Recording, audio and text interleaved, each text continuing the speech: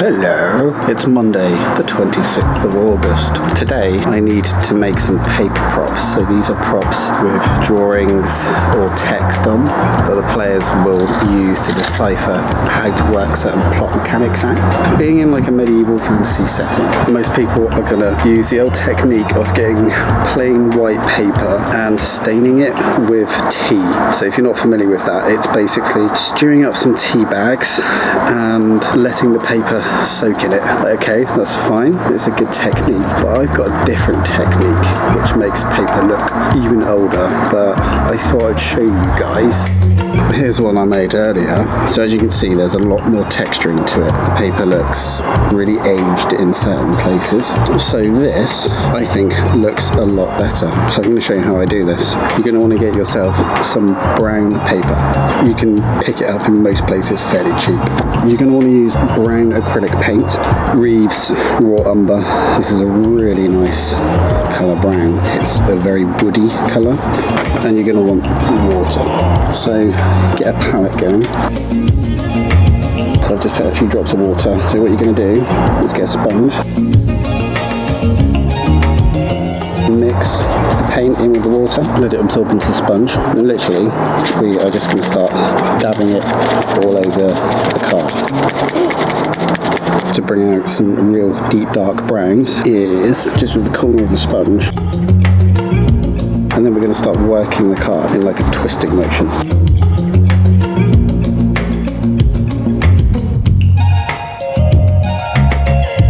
So grab another sponge with no paint on and literally just stipple over the top of it so it blends it in. And remember, the more paint you've got, the darker it's going to be. So you mix it with water, you're going to get a lighter colour. Okay, so that's not looking too bad at the moment. I'm going to leave it to dry. Here is the finished page. So as you can see, it's come out really nicely. Everything looks really old and weathered. Here is this lovely prop that I've made. This is a book that the players will obtain via the NPCs of Vesta. This book is going to help the players put the machine together. I won't go into too much detail about each page and what's in it, but it relates to IR Ingo Raspatin, the person that made the machine, 2709-2393, which will be the date that the players will receive this book. So let's have a look. So first page is basically going to detail instructions on how to get the machine working. There's a Sudoku puzzle that they need to complete, which is about the recalibration of the machine. It goes on to talk about the core, so where they have to plug the wires into the machine. Next page, the protonic engine. Again, more instructions. The coolant system. This is all hand-drawn and hand-written by myself, as usual. Subcore generator, more instructions there. Time slip port. Audio containment and amplification units. So each bit has information on how they build this and put it back together. Ignition unit and future use. So this relates to the moon glen, how Ingo believes that he can open up the gateway to the moon glen so the players can access the area where they need to put the relics that they've been collecting. Yeah, it's supposed to be a really, really old book, hence the paper looking so old and burned up and weathered. Let's have a ref meet, aren't we? We're doing a plot meeting and we got Vincent on the other line. Hi Vincent. And how are you on this fine day? Hungry. Hungry. There it is, look. There's the title. I'm just reading through Discord on my phone. Yeah. We had a player death the other night on Discord. Funny. Yeah, I may have killed a player. Disrespecting the barman, innit? So they've got to do a little ritual to grow a baby chalk, and we need some components. It's all very well like saying like nature stones and that, but I feel like it needs to be something a bit more substantial. It is a shame that there aren't any cattle up there, so they could go and shovel up a cow patch. Oh, what about a bucket of sick? Like the whole idea of him coming here is basically to just because he sensed a new chalk like aura, like his whole thing is like, you know, protecting the forests, and I think he's obviously seen this as an opportunity of another chalk to protect another forest. You wouldn't need any players to ask him to do. Yeah, which is why another component is where they go get chalk to spit on him. Really want someone to spit on something. He really wants chalk to spit on the fabric. I just want to see you do it through the mask. Those little holes. Those little holes. No, you'll come out. Oh God. We're breaking. We could spit on it, we could wee on it.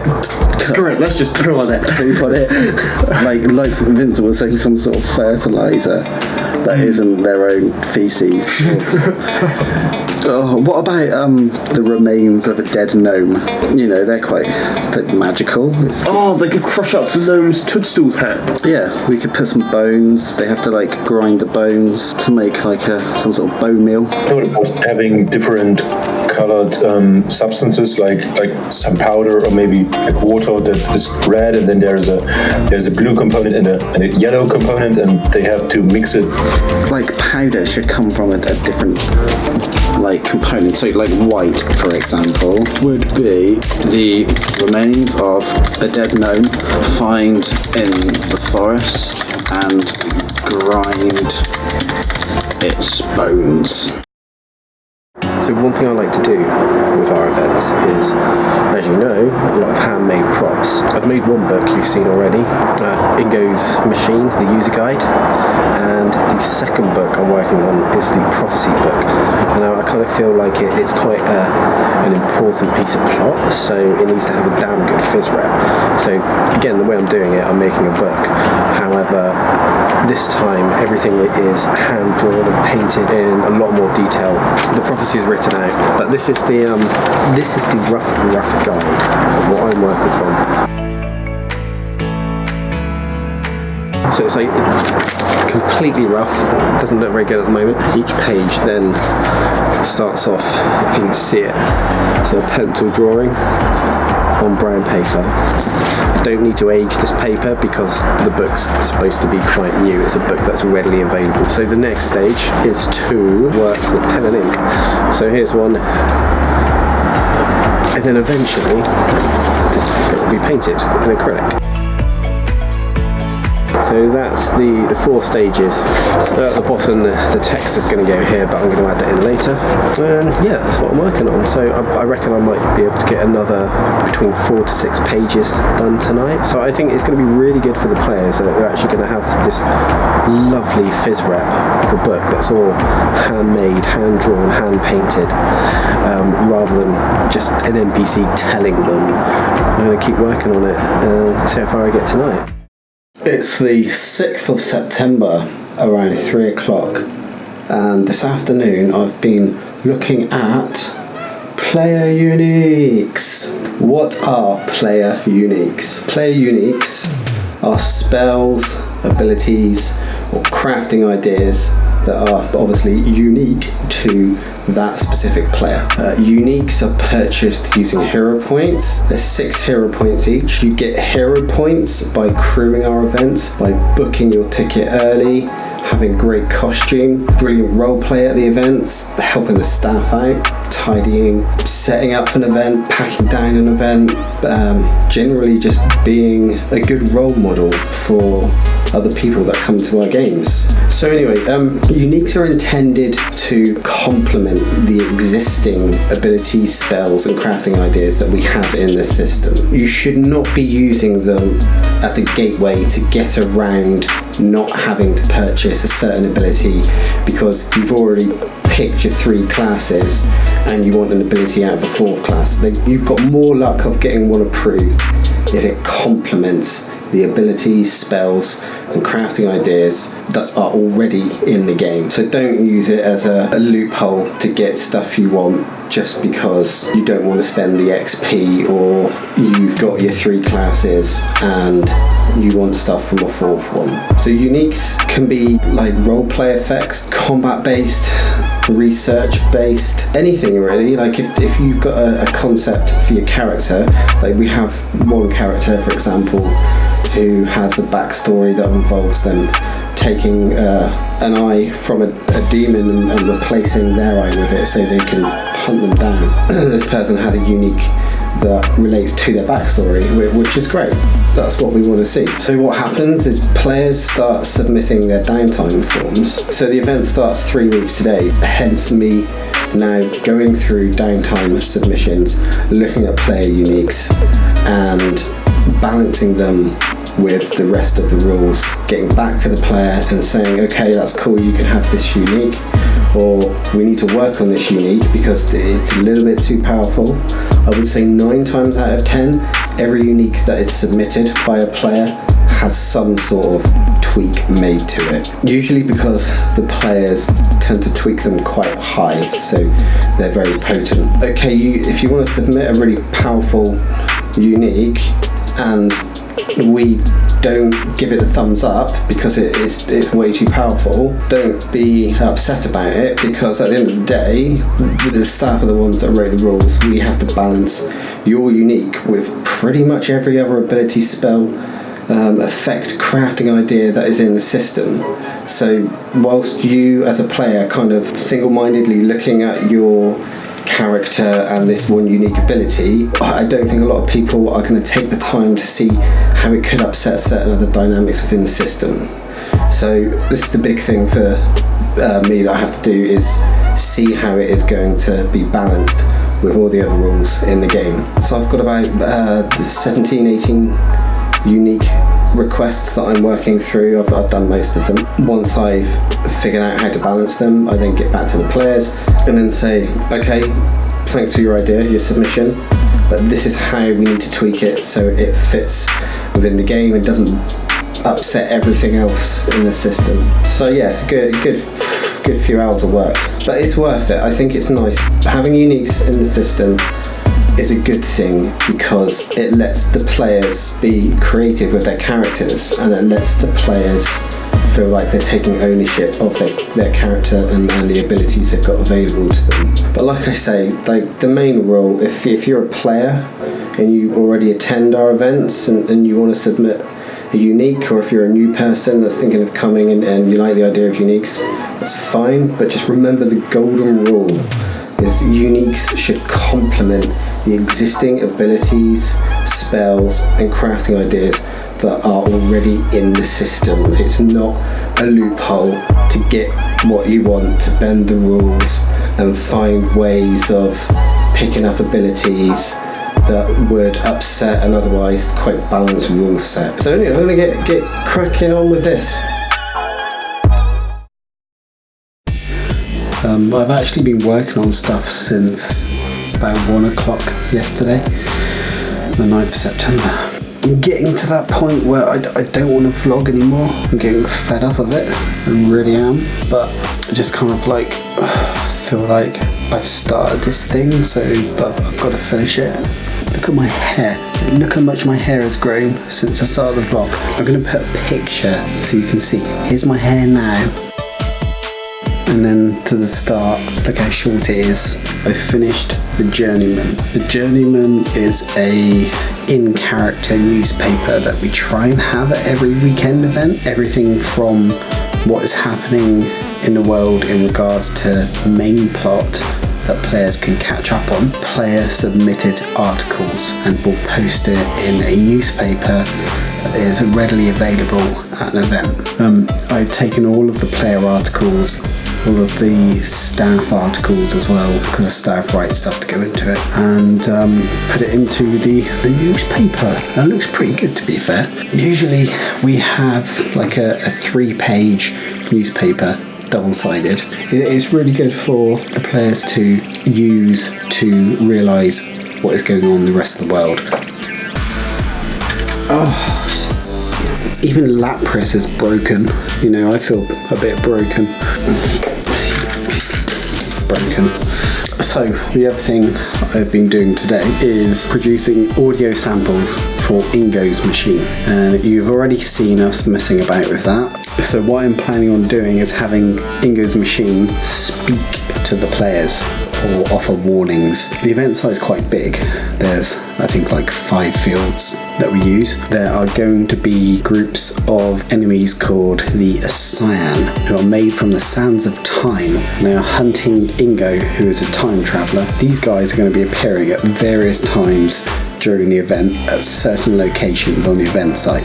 So what I've also been doing tonight is making audio files which will be played through a megaphone that is mounted upon Ingo's machine. So providing the players get the machine working, this megaphone can then be programmed to play warnings of where the Cyan are going to strike on the event site. So behind the scenes, it's going to take a bit of coordination between the crew, but that's fine. What's going to happen is I'll be down at the crew quarters. I'll say, okay crew, I need you at Ingo's camp, I need you at the Manor Hive, and I need you in the North Woods. This machine will play a warning to say that enemies have been sighted at these 3 locations. It'll play like some sirens, some machine noises, audio cues, so they know what's happening with the machine. And it's been quite fun to put together, to be honest. So 19 audio files that I need to record. I'm a big fan of Red Dwarf, and I thought it was quite cool to have like the holly aspect put into it. So you've got like a computer that's a bit glitchy and doesn't quite work as it should do. I've been using Premiere Pro. I mean, admittedly I should be using something like Cubase. I can do the same thing in Premiere Pro. I have found a free text-to-speech bit of software that I can type in what I want it to say, put it into a certain voice, download it. I can put it into the Premiere software and I can add sound effects, EQ them, compress them, add various effects. I'll play you the first one now. Let's see what you think.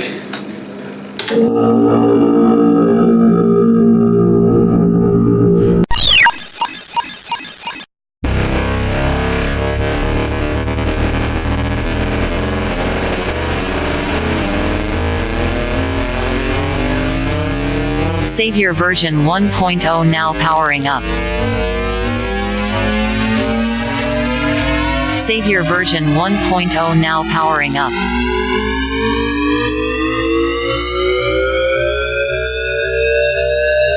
All components online and recognized by core modules. All components online and recognized by core modules.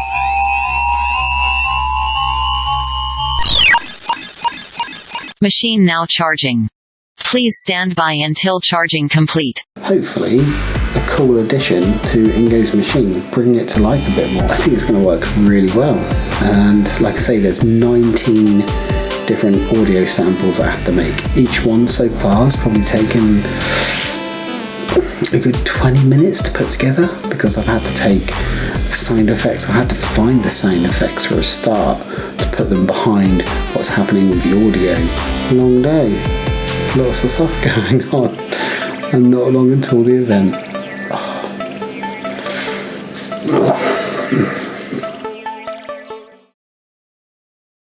Alright, it's Saturday the 14th of September, it's about 1 o'clock. I haven't vlogged for a few days. I've just been just busy doing stuff, to be honest, and kind of forgot and kind of thought some of the stuff wasn't really that important to show because it's been a bit boring. Things like fixing gear, mending broken costumes, started doing the shopping, like the food for the crew, dinners, stuff like that. The other stuff I've done is being in contact with players because the player uniques, there's more coming in, there's player questions about the event. Like people start getting hyped normally like 2 weeks before we start an event, so I've had to be in contact with players quite a lot, which is cool. It's good, building the hype. Done some other stuff though. I'll show you today. A bit tired, to be honest. It's really hot. Don't cope in the heat very well. Finished the Journeyman. So here it is, one of the copies of the Journeyman. Like I say, this is an in-character newspaper. It's a bunch of stories that relate to the lore of what's happening in the plot at the moment to keep players updated.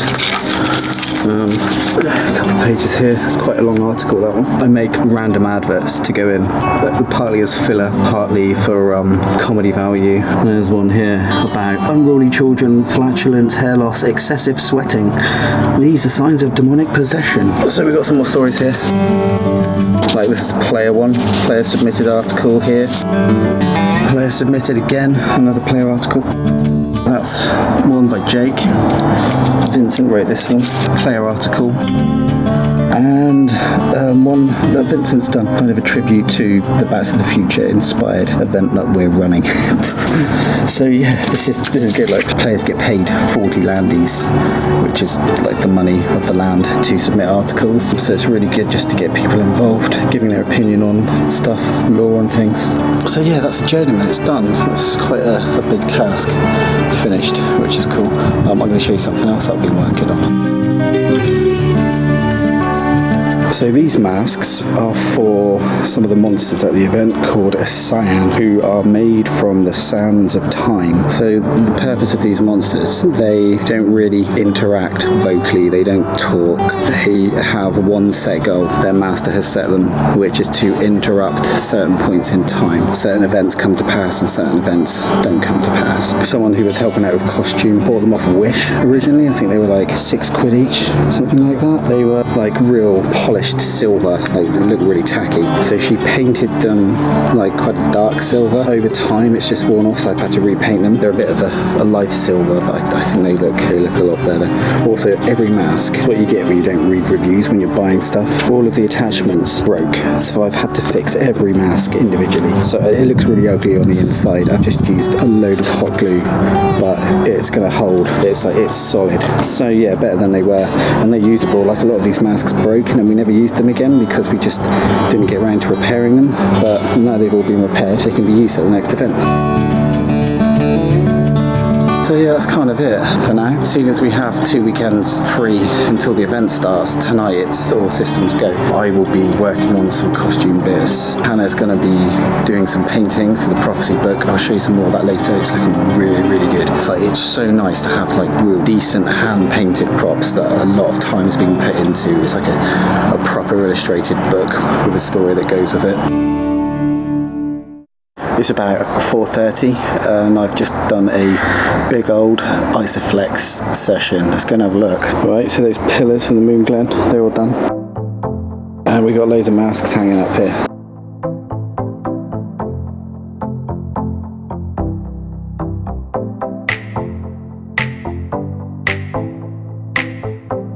For those of you that don't know, ISOFLEX is a liquid rubber. So its primary use is for waterproofing roofing. But LARP weapon and prop makers also use it to apply a finish to whatever they're making. So like swords, axes, shields, and in this case, masks. So I use a lot of ISOFLEX on masks, especially things that are flexible. It's basically going to form a seal that will stop the acrylic paint from cracking. It's also going to keep the mask nice and waterproof. Next LARP event, I'm gonna have this to put my goggles in here when I'm tired of having them in, and my item cards and my money, and the hat. If I'm not wearing goggles, I'll wear it this way, or if not, I might wear it this way. What character are you playing, Flo? A vampire. That's for Queen Freydis Skaldmere. Freydis what? Freydis Skaldmere. I think If these were proper bamboo, they'd be easier to flick out. Alright, it's 10:10 and we're doing some painting. Here's one I'm working on. I'm just gonna scoot over here.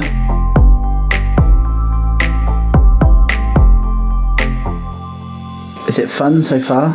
Mm-hmm. Good? Yeah. Enjoyment? Oh hello, we're going to make some butterflies, aren't we? I'm going to make some origami butterflies out of some paper for the encounters. I'm going to make 30 of them. We'll make a few extra just to be safe.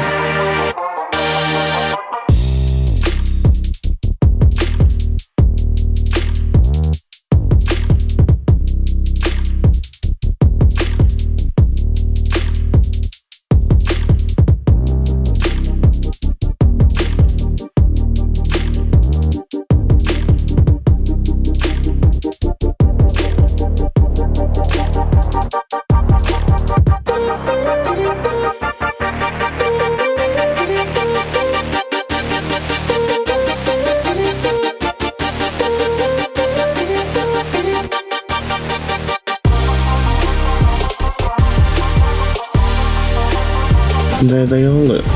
All done. So there's 38 of them.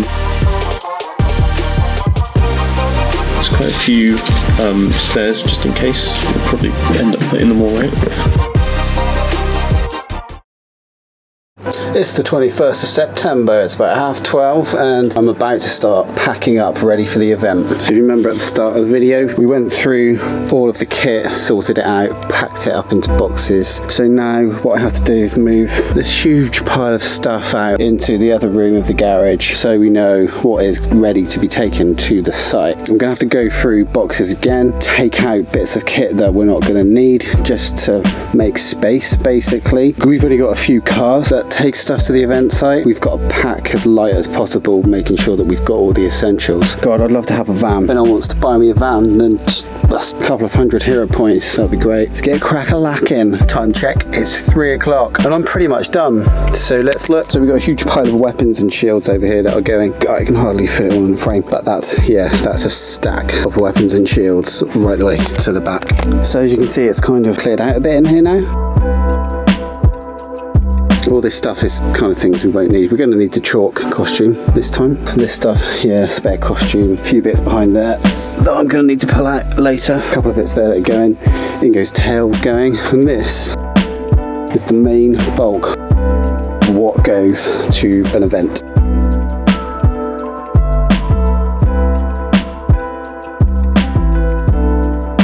It's a lot of stuff. We have like 4 of these big black boxes. Everything from set dressing to soft kit, armour, mainly leather armour. We've got some plate armour down there. First aid kit, vital. Don't forget your first aid kit, LARP organisers. And we got some boxes up here, some masks, more set dressing, props, coolie hats. There's more behind there. It's a lot of stuff. It really is a lot of stuff, but because we kind of set our costume standards so high, that's why we take a lot of kit. So yeah, that's done. Now I've got to go in and print out a load of paperwork. So some phys reps, plot documents, that sort of thing. I haven't vlogged much recently again. It's been quite difficult because I've just been in a sort of a mad panic getting everything ready for the event itself. But I will try and show you some of the paper phys reps and the other stuff that I've been working on. Actually, I'm going to show you a book now. So this, my friends, is the VESTRIAN prophecy. This is a prophecy that foretold the coming of the adventurers to this new land and hopefully how a end will be brought to the war between humans of Vesta and the dragonkin of the Ashen Mountains. This, I think I've showed you before as I've been working on it. It's finally finished, so it's all hand drawn and hand painted. The text is below that explains what's happening in each image. So myself and Hannah worked on this. Probably took a good couple of weeks, like on and off, to finish. I mean, like I say, everything's hand painted. This took the longest. The Furious Five, as Jake says, it's their animal gods. Again, tellings of like the passage of how other people came to their lands in the past. The machine that you've already seen in the video, prophecy of finding the machine. The burning of the mainland, and that's the island escaping, heading towards the Western Realms. Crushing the army of Bales. I think Vincent mentioned it in the last video that we did in April. How the estate landed on an army and basically took an army out, which was helpful to King Olafson.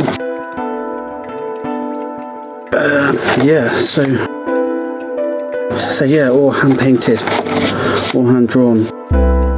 It's really nice. I'm pleased, really pleased with how it's turned out, to be honest.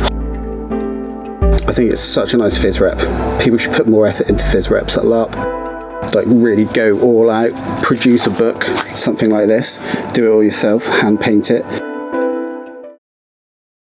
Hello, it's Wednesday the 25th of September, it's about 2 o'clock. The event is starting in 2 days. All the prep is done, it's all finished, and I'm not going to lie, there's been a hell of a lot of stuff to do for this event. A lot of phys reps, as you've seen from the video. I've just finished getting all the plot printed out and sorted. Just going to show you what we've got. So I've got this folder, plot folder, and we got like site rules, attendance list.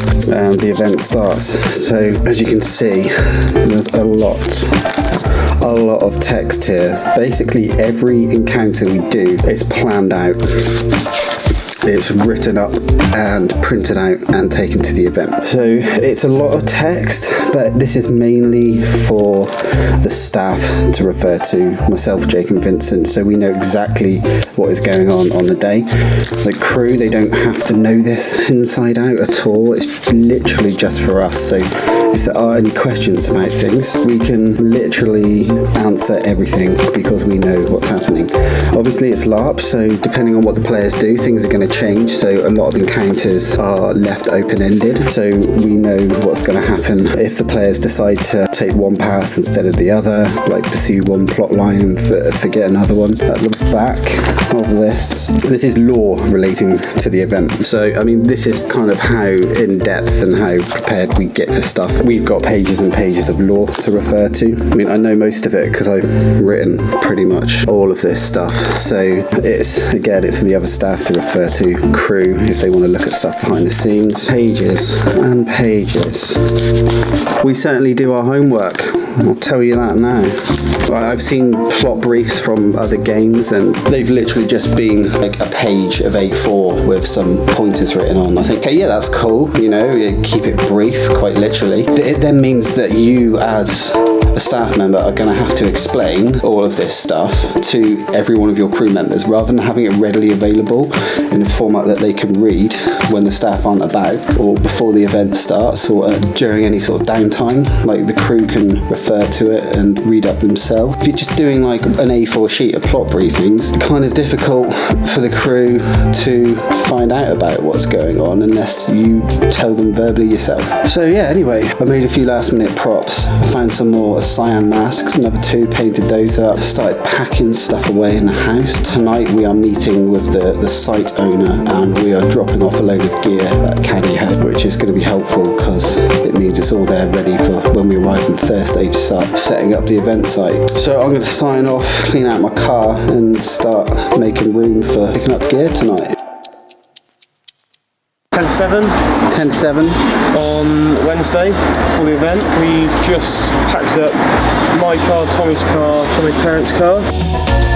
With gear. And there's one here. They're all full. And we're about to go and meet the guy at the site, convoy it out there, pick up keys, dump off some stuff.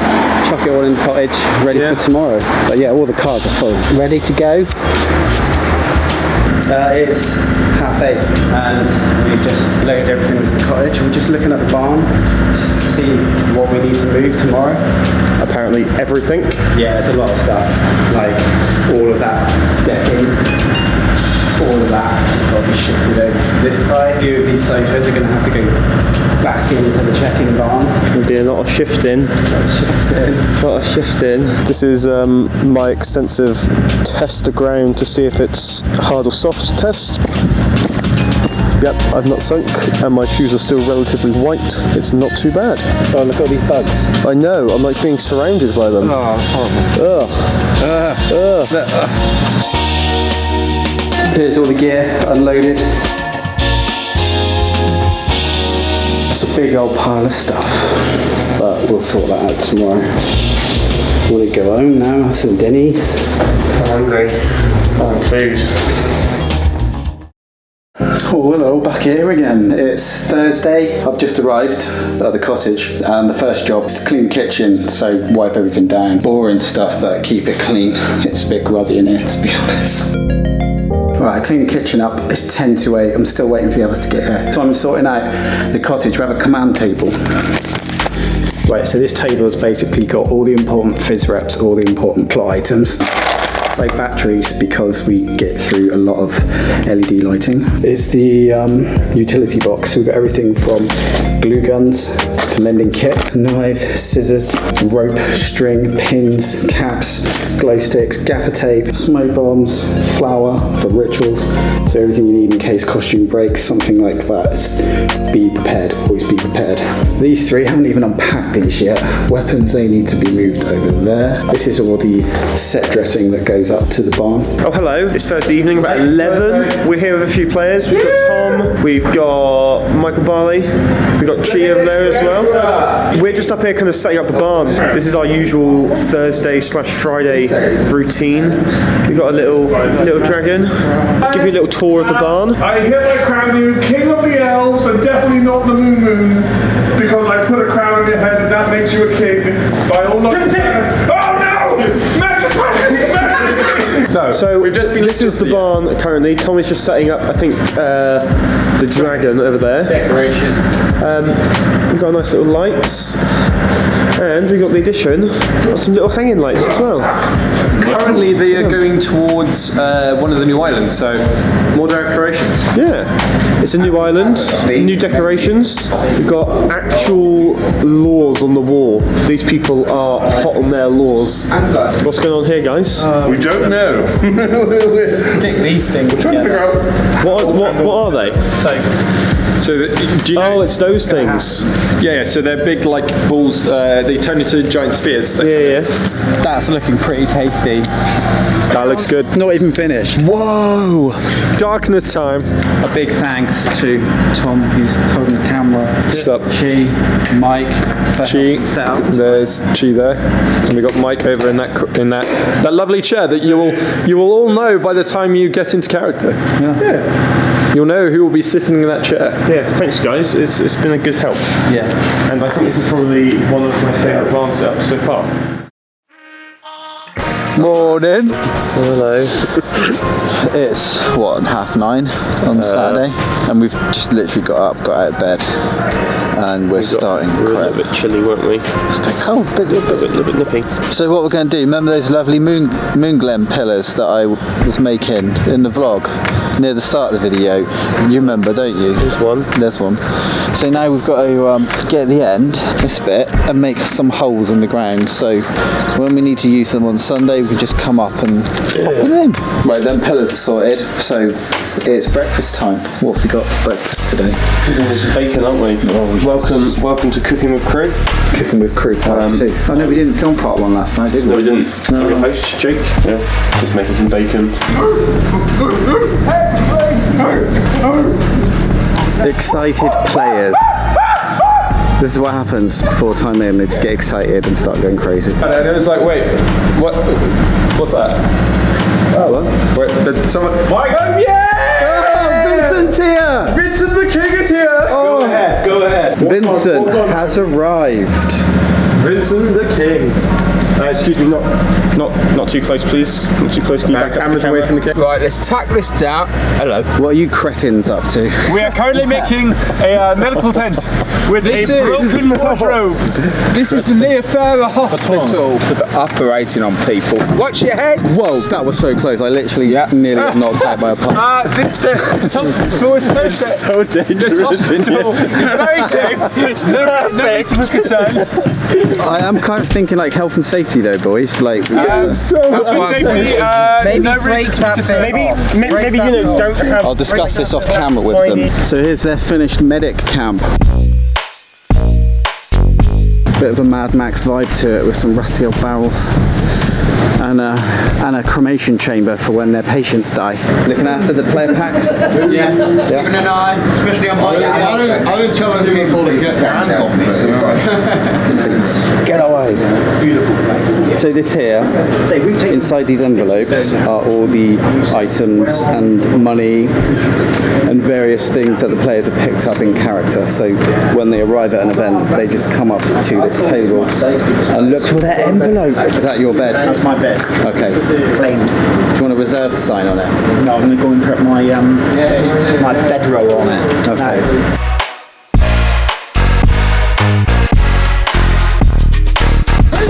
What's going on here then? I'm in my little owls? Do you want to come and have a look?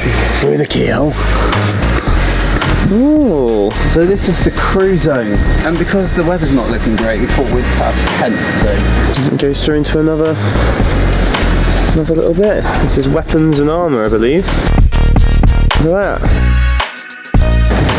Keep them out the rain and the wind. On the ground, yeah. Oh, that makes sense! Yes! oh, quick vlog. What are we doing? Have a little run for a plot, aren't we? Yeah, who have we got? Vincent. Got Vincent. Got Vicky. Vicky. Got Mike. You got Nick. And me.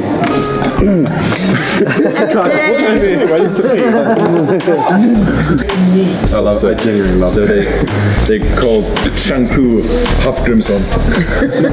For example. It's just the coolest name. I love that name. Yeah, I love it. And then, so we have Rangzay Bergson. He's a bit of a cheerful, like play-ish type guy, and he essentially stole or lended the sword of his brother. And he played with it, and his brother always bragged about that the sword can cut through stone. And Rangzay tried it out in front of a few friends. And he bragged, yeah, it can cut stone, and it couldn't. It broke. He broke his family's sword. He is in deep, deep trouble. So he heard, okay, there are outsiders, and they are master of all trades, and they can. So he's hoping to get his sword please repair repaired. the sword of my brother because if he finds out I'm snookered, I have no money. Oh, so his brother doesn't know. No, we can't know. We can't never know. Hi, Flo's here. Heads up now. And Alfie. And Alfie. Dirty Dirty Beard. beard. Because he just had some of your lasagna. So you looking forward to the event? Yeah. Yeah, it's gonna be good. Yeah. Yeah. Yeah, so we're not.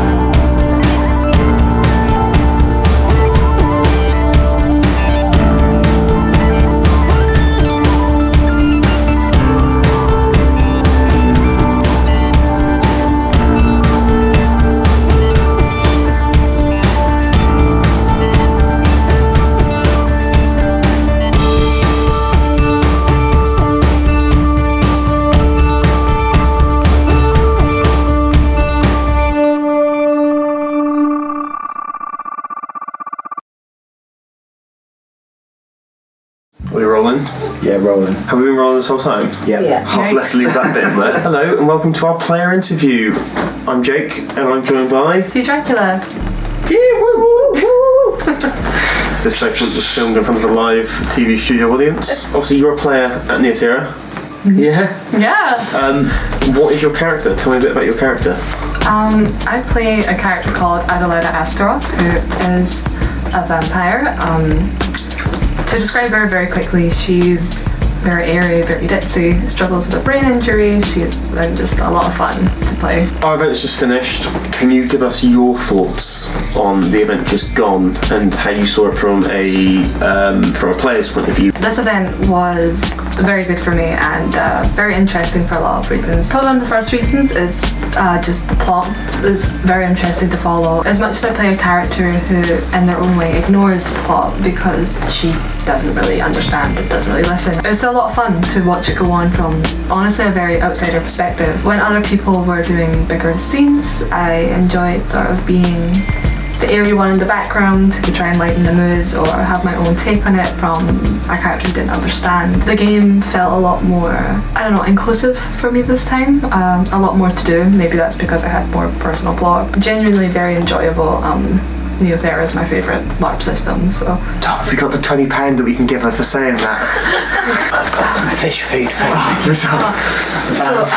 Cut that, Bill. Do you have like one moment or one interaction with a player that you had in particular that stands out? Can I say a few? So, go for it, why not? When poor old Bora just died, very sad. Emotionally, as my character broke down, they were very close. Basically, Adelaida and Boris hadn't really interacted before that game. Given that they were meant to be interacting during downtime, I wanted to make theirs although sudden connection that was meant to be going on behind the scenes a lot more believable. So when he died, I tried to pour as much as I could into it and tried to make the scene as emotional as I could for everybody involved.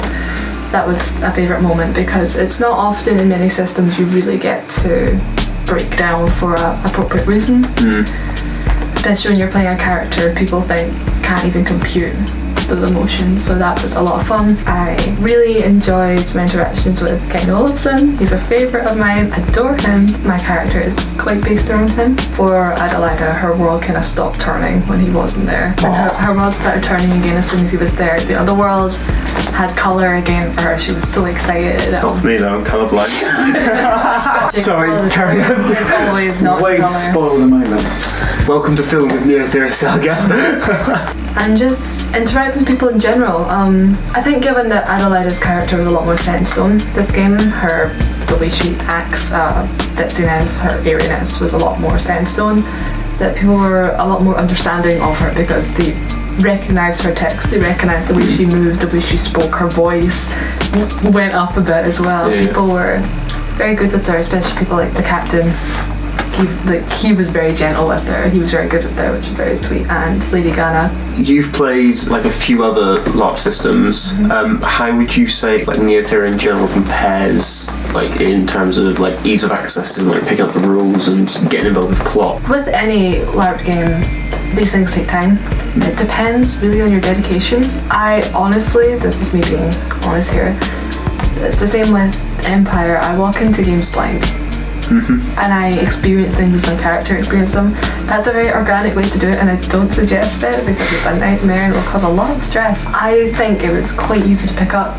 I think that's helpful, just the amount of refs that are always around and that things are being literally called out to you. That's very helpful. How in the Empire system, how things are just sort of screamed out and you don't have time to ask, which nothing wrong with that, but at least given this is a smaller system, it's easier to ask for help. I have to intentionally not listen to things and intentionally not listen to plot. So I was going to say, you've mentioned to us in the past, like it's not really your character's way to listen to like in-depth plot, so you just choose to ignore it. Yeah, like not completely, but I intentionally, like out of character, ignore things in plot. Like intentionally will go off and do something else. So when big things happen, my confusion in character is portrayed very well because out of character I have no idea what's happening or what anything means. So I'm going to ask this. This is a hot topic around the player base right now. Yeah. Sontar for King. Are you in or are you out? I don't know anything about it. I think I've been ignoring. Oh, what? I don't know anything about it. Santa of a King! No, not Santa of a King. No, Santa of a King. I don't know anything about it. King of the Elves! Bastion for King. Bastion for Emperor. Oh, okay, yeah. Emperor. I will touch on that. You've mentioned to me a couple of times about your favourite NPC in Neothera, which is obviously Bastion. Can you just tell me a bit more about your opinions on Bastion and when you first met him? Bastion is a big stink boy, and I hope he never comes back. So can you just elaborate on why you love Bastion so much? I absolutely despise Bastion because he looks at me like I'm stupid, and I want to cave his face in. It's just the passion that you're and your hatred is just... Yeah. I mean, as we've touched on this vlog already, there's been a lot of costumes and props. So what was your favourite prop that was used this weekend? Oh, that's so easy. The time machine was so cool. The reason I liked it so much was the sound design. I do voice acting basically for a living, and I'm an audio editor myself, so it just sounded so cool. It added so much. When the time machine was going off was when I was most immersed in the world. I mean, Adelaida doesn't like loud noises, so I'd have a little meltdown every time it was on, but I intentionally didn't cover my ears completely because I wanted to listen to it. I thought it sounded so good. I love audio things in LARP, and that was, every time it was going off, I would run back because I just wanted to listen to it. I love the sound of it. That was my favourite prop because one, it looked really cool, and two, it was so nice and loud and just made such a statement every time it went off. The sirens and the words, it was so cool. So that was my favourite thing. I absolutely love the sound design. Reasons to come to Neothera. Sorry. It was just Why would you recommend Neothera to other people? Steampunk and fantasy is a hard thing to combine. It's genuinely a difficult thing to mash into one properly, and Neothera does it just the correct amount. I find Neothera very accessible. There's even kids there, so it's accessible to everyone, and it's just a very exciting world that I feel like anyone could take part in. So. Come to Neothera, buy our tickets, sign up to crew. We need to crew. Just make sure you turn up. Throw some shade. Well, thank you very much for conducting this interview. It's been a pleasure. Thank you very much for taking part. Thank you very much. No. I know because you're on camera. No. Oh God! Don't touch me! Help me! Hey guys! Hi guys. It's the Saturday after the event. If you could smell what we're smelling. Yeah, this is the kit room. So after the event, everything comes back here and it's just left, and we have a week to recover before we start doing anything. This is kind of like the start of the video actually, when I was doing the same thing. So you can see it's like a big loop, event after event. Me and Dad have just worked through all the kit boxes and got all the wet gear out because obviously it stinks and it needs to be washed. We've got some bags of washing outside. Let's have a look. Oh, how many bags? Bag of dirty plates. Players. Dirty players. If you're using our plates, wash them please after, alright? So 1, 2, 3, 4 bags. And we've done one. 5, one's been done already. So yeah, for an event for 30 odd people, we got 5 bags of washing. And it was a bit worse because we had rain, didn't we? So everything's a bit damp. It smells. So we want it all nice and fresh for you lot next time. Quite honest.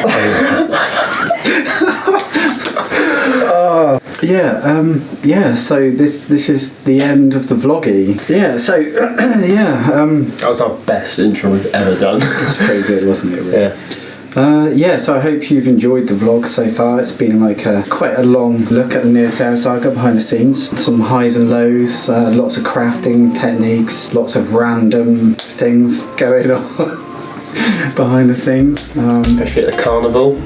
Carnival, no, that's not in this one. That's the other one, isn't it? You went to a carnival down in Tintagel, didn't you? Oh, that carnival. With the little... Yikes. Okay, anyway, so... I think I think the event went really well, all in all. I think people really enjoyed it. I think it was a good event. Yeah. The main plot was received very well, and the players actually achieved their goal, which is good. Yeah, it's really nice to see almost 5 years of plot come to a climax with opening the Moon Glen. I think that was a real, especially for the long-standing players. They're finally seeing the fruits of their labours come to light. Yeah. With opening the Moon Glen. And some of these players have been holding on to these relics for literally years, not knowing their purpose, and that they finally got it. I think it was really nice. Tapping in, or trying to tap into their power and do all sorts of crazy things, but they finally found out the purpose of this. Plus, the Moon Glen looked so cool. It did look really Especially good. with all the smoke. Smoke made it look really cool. I mean, as I say, we've been focusing a lot on costumes and props in this video, so sorry if it's been boring, but I'm sure to some people it's going to be quite interesting. I think the Dragonkin were they were pretty popular. I got a few people coming up to me after the event saying, the masks were really cool. Yeah, they. I mean, it was amazing to see from when they arrived to what their final result was. To see they arrived with you looking a bit rubbish and completely transformed them into something really cool. Yeah, they were. Well, as you've seen, they were really bad paint jobs, and they've been painted up nicely, and and the crew really did well to portray the roles of Dragonkin. Yeah, they came across really well. What else? The Moon Glen. Yeah, we were talking about the Moon Glen. The pillars, they worked really well. Yeah. I mean, it was a pain in the butt, hammering them into the ground, because I guess we're gonna have to do that at the start of every event now. Every event. Yeah. But maybe the holes will still be there. Hopefully, if we can find them.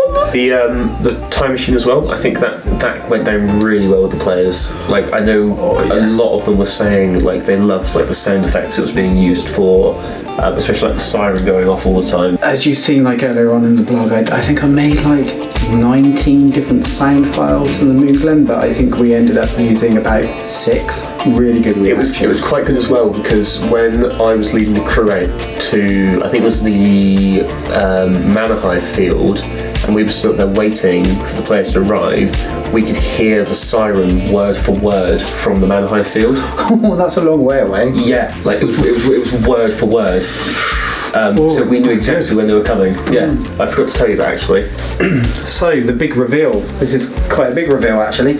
I only saw this probably half an hour ago, and I was shocked. It's insane. It's. I mean, it takes into account the time that you spent and stuff as well. So and the other rest. Those damn butterflies. All 38 of them. They were good though. They actually went down quite well. Yeah.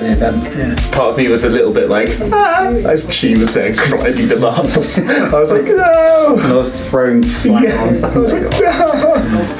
Anyway, yeah, so time taken, this is the big thing. I kind of chalked up the hours and chalk. Put a little clip of chalk there. Chalk. Leading up to the event, we normally have about 3 months to work on plot, costumes, props, admin, behind the scenes stuff. Roughly, it works out at 55 hours per week, 220 hours per month, and in the 3 months leading up to an event, 660 hours. Wow. Yeah. That's a lot. To make one weekend event. Holy moly. That's kind of what we put in behind the scenes. So that's roughly what we're looking at. 660 hours to put on a weekend event.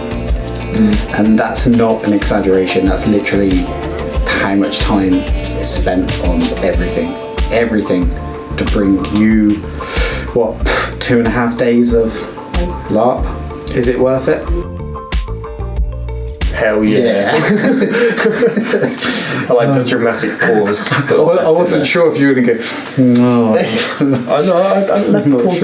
We left the dramatic pause. You got to build the tension a little bit, don't you? Yeah. So we'll move on to behind the scenes at the event. I think first things was just a thanks to the people who help us set up on Thursday evening / Friday early morning. Yes. Thanks to Tom, Mike, other Mike, Chi. Without you, me and Tommy would have been there until probably 5 5, 6 in the morning. Yeah. But instead we were only there until 2:30 in the morning. So no, we good. We always appreciate help from people at events. Like we cannot thank people enough. Yeah, pack down as well. Everyone that helped us pack up after the event, like that's a real big thing as well, because we probably have 2 hours to clean up the whole site. Yeah, before we're told to leave, basically. So we need to get it done as soon as quickly. I mean, it's the end of an event. We want to leave. Players want to leave. Crew wants to leave. But obviously, it's nice to know people are helping us. Yeah. Again. And big thanks to the crew at this one as well for pack down. Usually everyone's tired. They've been working hard over the weekend and they just want to go home. But at this event especially, the crew really worked hard. I think this is probably the most crew we've had stay for a pack down, which is it's really nice to see. And in my opinion, it's probably the best crew group we've actually had at the event in a long time. It was solid. It was really great. So thank you to all the crew. But it was it was the easiest from a staff point of view to give you guys stuff to play because you picked it up, you knew what you were doing. You didn't have loads of questions. You weren't saying, we're going to go and do this instead. There was no we didn't go and look for chopping woods. Yeah. Even though we've never been before, but we've heard about him. It was just really easy to brief everyone. Oh, my leg's going to sleep. Oh, I'm getting old. I'm too old. Too old for this game. What was your favourite moment from this event, Tom? It's weird to say this, but there was player death. Yes, I feel like we need to touch on this because I don't think Tom's got enough credit for this. So obviously we had a player death at this event. It was Tom Borodos. We always say that if a player dies, we know they're playing the game properly. Yeah. Because we know they're taking their hits and they're actually using their counter. So quite frankly, good on you, Tom, for taking the counts. We've said behind the scenes as staff, his character, we saw him from day one when he first started LARPing and we were his first system. His first LARP system was us. And he's Tom, you've developed so much as a player and we've seen your character grow, and it was genuinely a really sad loss. A lot of people, as you can see from IC video and character video that I've done back along, that people were genuinely crying when he died. And there was a lot, even at the funeral service, players were breaking down and crying. Even me and you, because obviously we weren't there in character, we were there just reffing and watching. Even we were looking at each other damn, this is hitting hard. But player deaths, they happen because obviously your character's dead. Then we have no issues with you. We know you're doing good and we know you're taking your hits. That's the thing with player deaths in the system. They don't happen that often. No. But when they do happen, because people are so invested in these characters that they've been working on, oh my god, it's it hits home. Yeah. And it really, you can feel the impact of a player death throughout every person that witnessed it, every person that's there. Actually, my favourite part of the event was I put a lot of work into the Ingo's machine, and it was seeing how the players responded to it and how well it grabbed the attention of everyone. I mean, it was so loud. Like I said, other side of the event site, we could hear it. Yeah. And to think we were stood in this room playing it at full volume. Yeah. What was your favourite part? Bastion? No, I did enjoy. I enjoyed bringing him back. I actually, I did quite enjoy the Bard contest. That was a lot of fun. Yeah. I'd say from a reffing point of view, I'm a very hands-on person. I'll do a lot of just random trash mobby sort of stuff. So it was actually quite nice, this event. I think I made a point. My first fight I had was Saturday evening, and even then it was for 10 minutes, and then that was me done for the whole event. So it was quite nice for me, this event, to almost take a step back so I could ref quite a lot. Yeah. And it was really nice to see. It was almost like watching an event from a whole new picture. Like watching a film. Yeah. I saw an event from a completely different side. Usually I'm in there fighting or NPCing, so it was actually really nice to ref quite a lot of the event. I think it's very hard for me to pick a specific point, but it is difficult, isn't it? I really enjoyed this event. It was really good. It was really good. Yeah. Yeah. But if I had to pick one moment, it would probably be what I said earlier, like opening the Moon Glen and just the picture of all the smoke. Like standing in the middle of that was just awesome, and knowing that was like say 4 or 5 years of plot leading up to that moment. For the end of the vlog is like to say a massive thank you to Vincent for all the work that he's put in. Yeah. It's a real shame that Vincent can't be with us anymore. Not because he's dead or anything, but he's... It doesn't look like he's dead though. he's emigrating, so very, very sadly we've lost Vincent. Heading back home to Germany, isn't he? Yeah, heading Which is a shame. I don't know if we have another video planned, like when our next one will be. I guess we'll probably do a little one at next event, maybe? We have had some suggestions on Discord about character videos, so keep an eye out for that in the future. So we're looking at doing a combination of like theatrical film with interviews with certain players as their characters and their opinions and views on their character from an out of character point of view. Does that make sense? Yeah. Winter 2019 we'll be looking at plot for 2020, and hopefully we will see you guys at one of our events. Or all three. Yeah. Preferably all three, please. I feel like I'm selling out. Yeah, hit that like button and subscribe. Wow, we're selling out. Yeah. Just make sure you do it. Oh no. But what we could do, if people don't like and subscribe, we will turn Neothera Saga into the Carmine Saga. I'm sorry, you've got to go. No, I'm sorry, you've gone too far. Let's just end it there. Yeah. Just...